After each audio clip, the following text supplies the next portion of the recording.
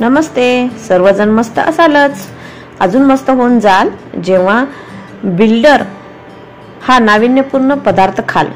हो, बिल्डर। मागील व्हिडिओमध्ये सांगितल्याप्रमाणे आज आपण बिल्डर कसं बनवायचं हे पाहणार आहोत। तर मग सर्व कृती शेवटपर्यंत पहा।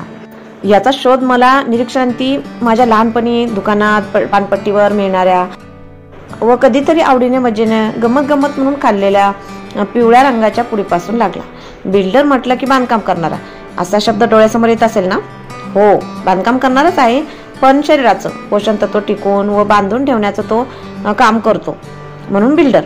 झटपट तयार होणारा व इतके दिवस माझ्या कुटुंबियाचा व आता तो लवकरच तुमच्याही आवडीचा होणार आहे।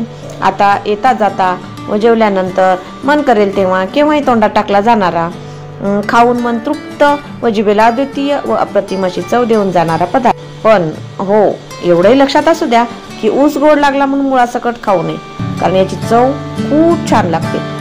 चला तर मग जास्त उशीर न करता आज आपण याला बनवायचं कसं ते पाहू। त्यासाठी 1 कप खोबरं, काजू, बडीशोप, चौकोनी खडीसाखर व 1 चमचा तूप।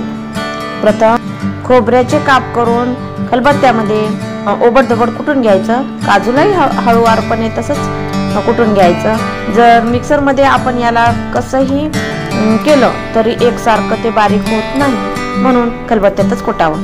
नंतर कढईला चिटकू नये व चवही त्याची छान लागावी, खोबरं काजू एकसारखे छान भाजलं जावं म्हणून थोडं तूप घालून मंद आचेवर मस्त लालसर व तांबूस रंग येईपर्यंत भाजून घ्यायचं। थोडी सोप याच्यात ऑप्शनल आहे, मी ती माझ्याकडे मिक्स केलेली होती म्हणून त्याच्यात घातली आहे, ती घातली नाही तरी चालेल। नंतर हे सर्व जिन्नस एकत्र करून घ्यायचं, मिसळून घ्यायचं व्यवस्थित आणि नंतर एक जीव करायची आणि खाण्यास लगेच तयार होतं आपलं बिल्डर। तुम्हीही करून पहा। आणि हो, या अगोदर हा पदार्थ कोणी खाल्ला असेल, कोणी केला असेल तर कमेंट्स करून मला जरूर सांगा। चला तर मग भेटू पुन्हा अशाच एका नाविन्यपूर्ण पदार्थासह एका नाविन्यपूर्ण व्हिडिओमध्ये। धन्यवाद।